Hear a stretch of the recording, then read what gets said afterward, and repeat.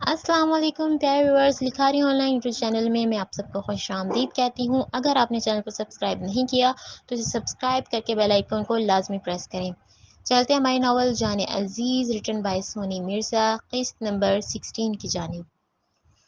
آریال اپنی کرسی کھینچ کر ان چاروں کے سامنے لا کر خود کو بڑے روب سے اس پر بیٹھتے ساتھ ہی ہمیشہ کی طرح سگریٹ کو لائٹر کی مدد سے جلا کر دھواں ان چاروں کے منہ پر چھوڑ گیا، جس سے وہ کھانسنے لگے۔ نینا، اس نے پشت پر کھڑی لڑکی کو پکارا۔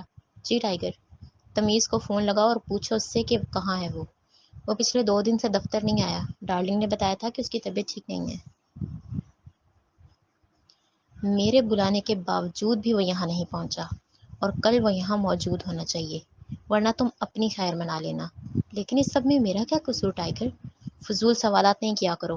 کل صبح مجھے ہر حال میں وہ یہاں چاہیے۔ اگر چاہو تو خان اور ڈارلنگ کی مدد لے سکتی ہو۔ لہجہ سب کچھ تباہ کر دینے والا تھا۔ جی، وہ نظریں جھکا گئی۔ اور ڈارلنگ تھوڑی دیر میں یہاں پر پہنچ جائے گی۔ آج رات ان چاروں کو اپنی زندگی کھل کر جینے دو۔ کل تمیز کے ساتھ ہی ان کا فیصلہ کروں گا۔ تمیز کے ساتھ مطلب؟ اس نے تیوری چڑھائی۔ کل سب سمجھ جاؤ گی، فی الحال ان پر نظر رکھو، میں گھر جا رہا ہوں۔ کہتے ساتھ ہی وہ کرسی سے اٹھا تو ان چاروں میں سے ایک لڑکے کی بنبناہٹ سنائی دی۔ اس کے منہ پر ٹیپ لگے ہونے کی وجہ سے وہ بول نہیں پا رہا تھا۔ لڑکے، تمہاری گفتگو میں کل سنوں گا، ابھی ٹائیگر کے پاس اتنا وقت نہیں ہے۔ واپس مڑ کر اس نے سنجیدگی سے بس اتنا ہی کہا اور پھر جاتا دکھائی دیا۔ 2 ہی منٹ میں وہ اپنا سگریٹ بھی ختم کر گیا تھا۔ اس کے جانے کے بعد نینا نے ان چاروں پر ایک جھلک ڈالی جو خوف کی داستان سنا رہے تھے۔ شاید اچھے سے جانتے تھے کہ وہ جس شخص کی گرفت میں ہے وہ ان کا کیا حال کرے گا۔ پھر اپنی جوتی کی ٹک ٹک کی سناتی ہوئی وہ بھی چلتی بنی۔ آریال گاڑی سے اتر کر ابھی راہداری کی طرف بڑھ ہی رہا تھا جب اس کی نظر سامنے پول میں ٹانگیں لٹکائے بیٹھے جمیل پر پڑی۔ ڈارلنگ کے جانے کے بعد ہی وہ گھر واپس پہنچا تھا، ورنہ شاید جمیل کا سامنا بھی اس سے ہو جاتا۔ آریال بھی اپنا موبائل جیب سے نکال کر پول کے ایک طرف رکھتا ہوا اس کے ساتھ ہی ٹانگیں لٹکا کر بیٹھ گیا۔ پھر وہ بھی اپنے بھائی کی طرف پانی میں پاؤں چلانے لگا۔ جمیل نے پہلے اس کے چلتے پاؤں دیکھے اور پھر چہرہ۔ کیا بات ہے؟ اتنے پریشان کیوں لگ رہے ہو مجھے؟ کچھ نہیں بھائی، بس شہر کے نکاح اور رخصتی کا سنا تو بہت دکھ ہوا۔ لیکن تم نے تو کہا تھا کہ اس کا صرف نکاح تھا اور رخصتی بعد میں۔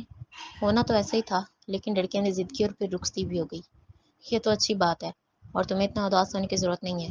ٹرسٹ می، ڈارلنگ ایک بہت اچھی لڑکی ہے۔ ہاں، میں مانتا ہوں کہ وہ اچھی ہوگی اور پیاری بھی ہے، لیکن بھائی میں اس سے محبت نہیں کرتا۔ محبت ہوتی ہی نکاح کے بعد ہے۔ نکاح سے پہلے چہرہ دیکھ کر تو لوگ محبت کا سودا کرتے ہیں۔ بھائی، میں اپنی لائف کو بزی کرنا چاہتا ہوں تاکہ میں اس جیسی دھوکے باز لڑکی کو بھلا سکوں۔ ہاں تو کس نے کہا ہے کہ بزی نہ کرو؟ تمہارے ایگزامس ہونے والے ہیں اور یونیورسٹی جا کر پڑھائی کرو۔ سوری بھائی، پر میں اب پڑھنا نہیں چاہتا۔ کیوں؟ بھائی، میں یونیورسٹی جاؤں گا تو مجھے ہر جگہ بس اسی کی صورت دکھائی دے گی۔ تو پرابلمس کو فیس کرنا سیکھو۔ بہت مشکل ہے، اتنا بھی نہیں ہے۔ بھائی، میری ایک بات مانیں گے پلیز؟ اس کا ہاتھ پکڑ کر اس نے بڑے مان سے کہا تو آریال نے خاموشی سے ہاں میں سر ہلایا۔ میں آپ کی ٹیم میں شامل ہونا چاہتا ہوں، آپ کی طرح بہادر بننا چاہتا ہوں۔ تم ان سب کے لیے نہیں بنے جمیل، اینڈ ٹرسٹ می، میں نہیں چاہتا کہ جتنے دشمن میرے ہیں اتنے تمہارے بھی بن جائیں۔ بھائی، میں بس ان سب سے نکل کر ایک ایسا انسان بننا چاہتا ہوں جس سے کسی کا خوف نہ ہو، اور میں جانتا ہوں کہ ایسا تبھی ہوگا جب میں آپ کی ٹیم میں شامل ہو جاؤں گا۔ میری ٹیم میں شامل ہونا کوئی بچوں کا کھیل نہیں ہے جمیل، تم ایک دن سے زیادہ ٹک نہیں پاؤ گے۔ میں کچھ بھی کروں گا اور کسی بھی حد تک جاؤں گا بھائی، بس مجھے بہادر بننا ہے اور ایسا بننا ہے کہ آپ کو آپ کے چھوٹے بھائی پر فخر ہو۔ تم نے اتنا سب کچھ سوچا ہے، میرے لیے یہی قابل فخر ہے، لیکن جمیل میں تمہیں اپنی ٹیم میں شامل نہیں کر سکتا۔ ایسا تو مت کہیں بھائی، میرا دل ٹوٹ جائے گا۔ وہ رو دینے کے قریب تھا۔ دل بار بار ٹوٹے گا تو مضبوط بنے گا۔ جب تک ٹوٹنے کا درد نہ سہا جائے تب تک برداشت کرنے کی ہمت پیدا نہیں ہوتی۔ پر بھائی جمیل، میں تمہیں اپنی ٹیم میں شامل کرنے سے انکار نہیں کر رہا، لیکن فی الوقت میں تمہیں اپنی ٹیم میں شامل نہیں کر سکتا کیونکہ ابھی تم اس کے سب کے لیے تیار نہیں ہو، اور جب مجھے لگے گا کہ تم ذرا سا بھی اس قابل ہو تو میں تمہیں خود اپنی ٹیم میں شامل ہونے کے لیے کہوں گا۔ لیکن میں خود کو مصروف کرنا چاہتا ہوں۔ پڑھائی پر دھیان دو فی الحال جمیل، مجھے ہارنے والے لوگ پسند نہیں ہیں۔ میں ہار نہیں مان رہا، میری کیٹیگری میں سے ہارنا ہی کہتے ہیں۔ اگر تم خود سے لڑ کر واپس یونیورسٹی میں جا کر اپنی پڑھائی کو جاری نہیں رکھ سکتے تو تم میری ٹیم میں شامل کبھی نہیں ہو پاؤ گے، کیونکہ اگر تم میں اتنا سا بھی کچھ کرنے کی ہمت نہیں ہے تو میری ٹیم تمہارے لیے نہیں بنی۔ میرے ساتھ بہت ہی بہادر اور قابل برداشت لوگ کام کرتے ہیں، جب تک تم اس قابل نہیں ہو جاتے تب تک تمہیں میں اپنے ساتھ شامل نہیں کر سکتا۔ اپنی کہے وہ ایک طرف پڑا، موبائل اٹھا کر جھٹ کمرے کی طرف بڑھ گیا، جبکہ جمیل نے چپ سادھ لی۔ فلم اچھی ہے نا؟ سینما میں کرسی پر ساحل کے ساتھ بیٹھے خان نے ہنس کر پوچھا۔ بس ٹھیک ہے، اس نے منہ بسورا۔ اتنی رومانٹک تو ہے۔ تمہیں رومانٹک موویز نہیں پسند کیا؟ مجھے رومانس لفظ سے سخت نفرت ہے خان صاحب، انداز طنزیہ تھا۔ اب ایسے تو نہ کو، میں پہلے ہی بہت چھوٹے دل کا مالک ہوں۔ میرے خیال سے مووی ختم ہونے والی ہے، چلتے ہیں 10 منٹ میں۔ اپنی چیئر کے ساتھ ٹیک لگا کر سیدھی ہو کر بیٹھتے ہوئے اس نے کہا، اور پرس سے موبائل نکال کر اس میں مگن ہو گئی۔ 10 منٹ گزرے اور مووی ختم ہونے کے بعد جب وہ گاڑی میں اس کے ہمراہ بیٹھی تب بھی خان وقفے وقفے سے مسلسل سے دیکھتا رہا۔ وہ بنا کوئی تاثر دیے شیشے کے باہر نگاہ ٹکائے ہوئے تھی۔ تم مجھے پسند نہیں کرتی؟ جب اسے رہا نہ گیا تو اپنی چپ توڑ ہی بیٹھا۔ پسند کرنے کی کوئی وجہ نہیں ہے۔ رخ ابھی بھی اسی طرف تھا جبکہ وہ بات اسی سے کر رہی تھی، مانو جیسے اسے کوئی دلچسپی ہی نہ ہو اس کی باتوں میں۔ کیا محبت کرنے کے لیے کسی وجہ کا ہونا ضروری ہے؟ محبت کا تو نام ہی مت لیں پلیز، نفرت ہے مجھے اب اس لفظ سے۔ اس بار وہ فوراً اس کی طرف گھومی۔ روحان کی غلطی کی سزا مجھے کیوں دینا چاہتی ہو؟ اس سب میں روحان کہاں سے آ گیا؟ اس نے مزید چڑھ کر کہا۔ اس کی وجہ سے محبت سے نفرت کرنے لگی ہو نا؟ مجھے اس ٹاپک پر کوئی بات نہیں کرنی پلیز، وہ اپنی ہتھیلی دکھا کر دو ٹوک بولی۔ لیکن میں جاننا چاہتا ہوں کہ مجھ میں ایسی کیا کمی ہے۔ خان صاحب میں نے کہا مجھے اس ٹاپک پر بات نہیں کرنی۔ اوکے میں نہیں کرتا، اب تم ریلیکس رہو۔ اس نے معاملہ ٹھنڈا کرنا چاہا کیونکہ ساحل گرائی تھی۔ اور ہاں، میں خلا کا کیس دائر کر رہی ہوں کل کورٹ میں، مجھے آپ کے ساتھ نہیں رہنا۔ اس کے لفظوں نے خان کو بری طرح چونکنے پر مجبور کر دیا اور اس نے جھٹ بریک پر پاؤں رکھا جس سے ساحل کا وجود جھول کر رہ گیا۔ کیا فضول حرکت ہے یہ؟ اب وہ تپ چکا تھا۔ اسے فضول حرکت نہیں بلکہ اپنا حق کہتے ہیں۔ آپ سے نکاح میں نے بھائی کے دباؤ میں آ کر کیا، لیکن اس کا ہرگز یہ مطلب نہیں کہ میں اپنی ساری زندگی بھی آپ کے نام کر دوں گی۔ اس نے تو بلا جھجک بول دیا تھا، لیکن وہ پوری طرح ساکت دکھائی دیا۔ گاڑی ڈرائیو کریں تاکہ میں جلدی گھر پہنچ سکوں۔ اپنی سنائس نے پھر سے شیشے کے باہر نگاہ ٹکائی تو خان خاموشی سے اپنے حلق میں درد کا ایک گھونٹ اتارتا وہ پھر سے اسٹیئرنگ گھما گیا۔ آریال کے کمرے میں داخل ہوتے ہی پہلی نظر میرم پر ہی پڑی، جو اپنی کیٹی کو بیڈ پر اپنے ساتھ بٹھائے دودھ کا پیالہ اس کے سامنے رکھے اس کے نرم و ملائم بالوں پر ہاتھ پھیر رہی تھی۔ وہ دندناتا ہوا اس کے قریب آ کر اسے گھورنے لگا۔ میرم نے اسے اپنے پاس کھڑے دیکھا تو مقابل ہو گئی۔ کیا ہوا؟ مجھے گھور کیوں رہے ہیں؟ یہ بلی بیڈ پر میری جگہ پر کیا کر رہی ہے؟ وہ جارحانہ انداز میں بولا تو اس نے ایک نظر معصوم بلی پر ڈالی اور پھر سے اسے دیکھنے لگی۔ دودھ پی رہی ہے بیچاری، اس نے معصومیت سے کہا۔ جانوروں کو بیڈ پر چڑھا کر کھانا کون دیتا ہے؟ میں۔ اس نے سینے پر بازو باندھے۔ آریل کو مزید غصہ آیا۔ اسے میرے بیڈ سے نیچے اتارو، اور آئندہ یہ مجھے یہاں میرے بیڈ پر نظر آئی تو گولی مار دوں گا اسے۔ وہ مزید پاس ہو کر دھاڑا۔ ہائے اللہ، ایک معصوم بلی پر گولی چلائیں گے آپ؟ اس نے دل پر ہاتھ رکھتے ہوئے ناقابل یقین نظروں سے دیکھا۔ اگر دوبارہ اسے میرے بیڈ پر چڑھایا تو یقیناً میری کیٹی کو کچھ بھی ہوا تو میں بھی اس گھر میں نہیں رہوں گی۔ وہ ساری ہمت جمع کر کے بولی۔ اس بلی کے پیچھے مجھے چھوڑ کر جاؤ گی؟ ہاں، چھوڑ دوں گی۔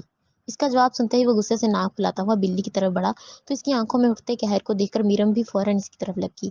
اسے تو میں ابھی دیکھتا ہوں۔ اس کا غصہ آسمانوں کو چھو رہا تھا اور وہ بلی کو اس کی دم سے پکڑنے ہی والا تھا جب میرم بلی کو جھٹ پہلے بڑھ کر اپنی گود میں اٹھا گئی۔ میری معصوم سی کیٹی کو ہاتھ بھی مت لگائیے گا، پورا بیڈ خالی پڑا ہے، اب سکون سے بازو پھیلا کر سو جائیں۔ لفظوں میں ٹھہراؤ اور لہجے میں تناؤ لیے کہتی ہوئی وہ کمرے سے باہر نکل گئی۔ آریال نے غضب سے سانس باہر چھوڑا۔ کافی دیر گزر چکی تھی اور آریال بیڈ پر ٹانگیں پھیلائے بیٹھا لیپ ٹاپ میں گم تب سے میرم کا انتظار کر رہا تھا، لیکن جب اس نے سامنے گھڑی پر نظر ڈالی اور وہ 11:55 بجاتی دکھائی دی تو اس کے صبر کا پیمانہ لبریز ہوا اور لیپ ٹاپ کو غصے سے بند کرتا ہوا اسے ٹیبل پر ایک طرف دھرے وہ کمرے سے نکل آیا۔ پورا لاؤنج اندھیرے میں ڈوبا ہوا تھا۔ ساحل بھی شاید کب سے واپس آ کر سو چکی تھی۔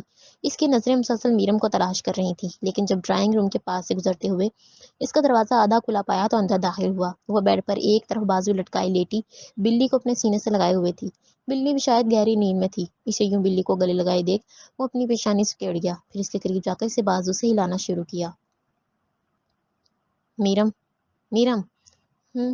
اس نے ذرا سے نین کھولے۔ اپنے کمرے میں سو آ کر۔ نہیں، مجھے بہت نیند آ رہی ہے، اب جائیں، میں یہیں رہوں گی۔ پھر سے اپنی آنکھوں کو بند کر کے وہ دھیرے سے بڑبڑائی۔ میرم، میں نے کہا کہ اٹھو اور اپنے کمرے میں آؤ۔ وہ ایک بار پھر سے گر جا لیکن میرم نیند میں گفت دکھائی دی، گویا اس نے کچھ سنا ہی نہ ہو۔ میری نیند برباد کر کے محترمہ خود یہاں سکون سے سو رہی ہے، اس نے خود سے کہا اور اگلے ہی پل اسے اپنی گود میں اٹھا گیا۔ میرم نے چونکتے ہوئے نگاہیں کھولی تو اس کی باہوں میں تھی۔ ہاں، اریال مجھے نیچے اتاری، میری کیٹی۔ اس نے تھوڑے بہت ہاتھ پاؤں مارے۔ تمہاری کیٹی یہاں سو رہی ہے اور اسے سونے دو۔ اس کے چہرے پر اپنا چہرہ جھکائے وہ طمانیت سے پیش آیا۔ نہیں، میری کیٹی کو ڈر لگے گا اکیلے۔ آریال کے ہزار سے نکلنے کی اس کی کوشش ابھی بھی جاری تھی۔ اپنا منہ بند کرو میرم، ورنہ نیچے پھینک دوں گا۔ اسے آنکھیں دکھاتا ہوا وہ پھر سے اسے لیے اپنے کمرے میں آیا۔ میرم نے دوبارہ بولنے کی غلطی نہیں کی تھی۔ اسے لگ رہا تھا کہ اسے آرام سے بیڈ پر لٹا دے گا، مگر اس نے تو اسے زور سے پٹخ دیا تھا۔ آہ، اتنی زور سے کیوں مارا ہے مجھے بیڈ پر؟ ہلکی سی سسکاری ابھار کر اس نے تل ملاتے ہوئے کہا۔ آج کے بعد اپنے کمرے کے علاوہ کسی اور روم میں سونے کی غلطی کی تو اسی کمرے میں تمہاری قبر کھود دوں گا۔ صرف یہی تمہارا کمرہ ہے اور اس کمرے کو چھوڑ کر تم کہیں نہیں سو سکتی۔ وہ انگلی دکھا گیا۔ پر میں تو اپنی کیٹی کی وجہ سے وہاں پر گئی تھی۔ آپ کو برا لگا تھا اسے ہمارے بیڈ پر بٹھانا۔ اس نے اپنی صفائی دینے کی کوشش کی۔ کیٹی کو بیڈ سے نیچے اتارنے کا کہا تھا، یہ نہیں کہا تھا کہ اس کو لے کر کمرے سے نکل جاؤ۔ آپ کو تو بس خام خامی کوئی بات چاہیے مجھ پر غصہ کرنے کے لیے۔ تم مجبور کرتی ہو مجھے غصہ کرنے پر۔ اور یہ بتاؤ، کھانا کھایا تم نے؟ جی، شوہر کے بغیر ہی کھانا کھا لیتی ہوں۔ اس کے ٹونٹ کرنے پر وہ نظریں جھکا گئی۔ آج تو کھا لیا ہے، لیکن دوبارہ کبھی میرے بغیر تم کھانا نہیں کھاؤ گی۔ پر مجھے بھوک لگتی ہے تو پھر میں کیا کروں؟ اس نے اپنا نچلا ہونٹ لٹکایا۔ جب جب بھوک لگے گی تم تب تب مجھے کال کرو گی اور کہو گی کہ میں بھی تمہارے ساتھ کھانا کھاؤں۔ پر آپ کو بھوک نہ لگی ہوئی تو پھر بھی میں تمہارے کہنے پر کھاؤں گا۔ یہ احسان میری ذات پر ہے یا اپنی ذات پر؟ دونوں پر۔ اچھا ٹھیک ہے، پر میں کیٹی یہاں لے آؤں پلیز؟ اسے وہاں کمرے میں کچھ نہیں ہوگا، پر اس بیچاری کو ڈر لگے گا۔ اس کی بڑی فکر ہے تمہیں، اور میں جسے تم کمرے میں اکیلا چھوڑ کر سکون سے سو گئی۔ وہ قریب بیٹھ کر سرد انداز میں بولا۔ وہ بیچاری تو معصوم ہے، آپ تو بالکل بھی معصوم نہیں ہے۔ اس کا لہجہ نرم تھا۔ ایک بات میری کان کھول کر سن لو میرا، اگر مجھ سے زیادہ تم نے اس بلی کو اہمیت دی تو ٹرسٹ می، تمہیں اس کی لاش ملے گی۔ آپ ایک جانور کا مقابلہ خود سے کیوں کر رہے ہیں؟ کیونکہ تم اگر کسی چیز کو بھی مجھ سے زیادہ توجہ دو گی تو وہ چیز مجھے کبھی بھی اچھی نہیں لگے گی۔ وہ تو جانور ہے اور میں ٹائیگر ہوں۔ چیڑ پھاڑ کر دوں گا اس کی۔ اس کے چہرے پر نظریں گاڑے وہ پھنکارا تو میرم یکٹک دیکھنے لگی۔ میں دوبارہ کہہ رہی ہوں کہ اگر میری کیٹی کو کچھ بھی ہوا نا تو آپ ہی میرا یقین کریں کہ میں یہاں نہیں رہوں گی، میرم نے بشتال انگیزی سے کہا۔ اگر تم چاہتی ہو کہ میں اسے کچھ نہ کہوں تو میرے ہوتے ہوئے وہ یہاں کمرے میں موجود نہ ہو۔ مجھے نیند آ رہی ہے۔ اس کی باتوں پر غصہ اپنے گلے میں اتارتے ہوئے اس نے ٹاپک بدلا اور جیسے ہی لحاف اوڑھ کر سونے لگی تو آریال جھٹ اس کے اوپر سے چھلانگ مار کر دوسری طرف لیٹ گیا، پھر اس کے لحاف کو پیچھے کر کے اسی کمرے میں ہاتھ ڈالا اور اپنے قریب کھسکا گیا۔ پر مجھے بالکل بھی نیند نہیں آ رہی۔ پھر اس کی کمر سے ہاتھ لے جا کر اس نے میرم کی زلفوں کو کان کے پیچھے کیا۔ آریال پلیز مجھے سونے دیں، میرے سر میں پہلے ہی بہت درد ہے۔ ہمیشہ کی طرح اس کے بہانے شروع ہو چکے تھے، پر اس کی حرکتوں سے واقف وہ مسکرا گیا۔ آج مجھے اچھی طرح بتا دو تمہیں جو جو بیماریاں ہیں، کل تمہیں سب کی میڈیسن لا دوں گا۔ نہیں، مجھے بس سونا ہے پلیز۔ ٹھیک ہے سو جاؤ، لیکن میری ایک شرط ہے۔ کیا؟ اس نے تجسس سے دیکھا۔ جیسے تم نے اپنی کیٹی کو گلے لگایا ہوا تھا نا، بالکل ویسے ہی مجھے گلے لگاؤ گی تو سونے دوں گا، ورنہ اگر میں نے گلے لگانا شروع کیا تو تمہاری ساری نیند کو گڈ بائی کہنا پڑے گا۔ وہ لفظوں کا تال میل کر کے بولا تو میرم پوری طرح کے پھاڑے گھورنے لگی۔ خود ہی اسے گلے لگانا کم از کم پوری نیند برباد ہونے کے قہر سے تو بہتر تھا۔ اپنے من میں فیصلہ کر کے اس نے خود ہی اپنے وجود کو مزید اس کے قریب کیا اور آریال کو لیٹے ہوئے ہی گلے لگایا تو اس نے میرم کو مزید شدت سے دبایا۔ اس کا ہاتھ میرم کی کمر پر تھے اور میرم کے ہاتھ اس کی پشت پر۔ اس کی خوشبو کو محسوس کر کے اس نے ایک لمبا سانس کھینچا اور آنکھیں موند لیں۔ اس کے نین بند ہونے پر میرم اس کے چہرے کو غور سے دیکھتے ہوئے خود بھی سو گئی۔ آریال صبح آنکھیں مسلتا ہوا اٹھا تو میرم کو کمرے میں نہ پا کر وہ بالکنی کی طرف آیا۔ نگاہ اس پر پڑی تو وہ لان میں جڑے گھاس پر اپنی کیٹی کے ساتھ کھیل رہی تھی۔ ایک بار پھر سے اس کا بچپنا اسے مسکرانے پر مجبور کر گیا۔ وہ پیچھے کی طرف گھوما ہی تھا کہ اچانک ساحل کو اپنے سامنے کھڑا دیکھ نگاہیں سکیڑ کر دیکھنے لگا۔ اتنی صبح صبح یہاں کیا کر رہی ہو؟ بھائی مجھے کچھ ضروری بات کرنی ہے۔ کرو۔ میں دراصل وہ اپنے ہاتھوں کی انگلیاں مروڑنے لگی۔ کنفیوز مت ہو اور جو کہنا ہے صاف کہو۔ بھائی میں کورٹ میں خلا کا کیس دائر کر رہی ہوں۔ میں خان کے ساتھ اپنی پوری زندگی نہیں گزار سکتی۔ اگر ایسا کرنے کی کوشش کی تو مجھ سے برا کوئی نہیں ہوگا ساحل۔ چاہے خوشی سے یا زبردستی، مگر تمہیں اسی کے ساتھ رہنا ہے۔ وہ 4 قدم اس کی طرف بڑھا کر سنجیدگی سے بولا تو اس کی آنکھوں سے آنسو ٹپک پڑے۔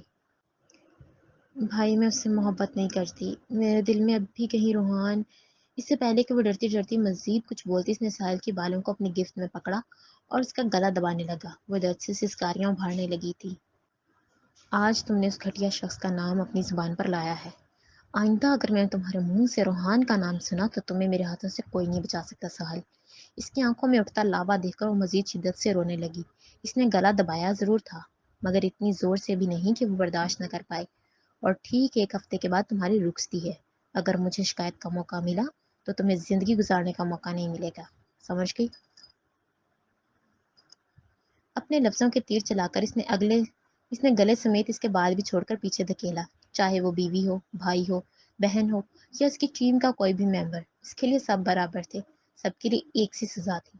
وہ شاور لینے کے لیے باتھ روم میں چلا گیا تھا، لیکن اپنے منہ پر ہاتھ رکھ کر روتی ہوئی ساحل کمرے سے باہر بھاگی۔ میرم گھاس پر کھڑی بلی کو ادھر سے ادھر چھلانگیں لگاتا دیکھ ہنس رہی تھی، جب کسی نے اچانک اسے پوچھ سے نمودار ہو کر کمر سے پکڑ لیا۔ وہ کرنٹ کھا کر پیچھے دیکھنے لگی۔ بھلا اریال کے سوا یہ ہمت کون کر سکتا تھا؟ اس کے یوں لرز کر پیچھے ہٹنے پر وہ مسکراتا دکھائی دیا۔